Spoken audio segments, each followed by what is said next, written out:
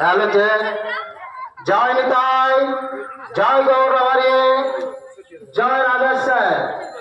ধনাচক পূর্বপাড়া শিশু সংঘ আয়োজিত গণেশ পুজো উপলক্ষে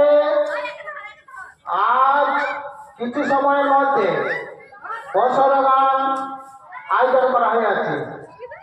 তাই এলাকার সকল কৃষ্ণনগরী ভক্তবৃন্দের উদ্দেশ্যে জানানো যাচ্ছে যে আপনারা আসুন, ধনাচক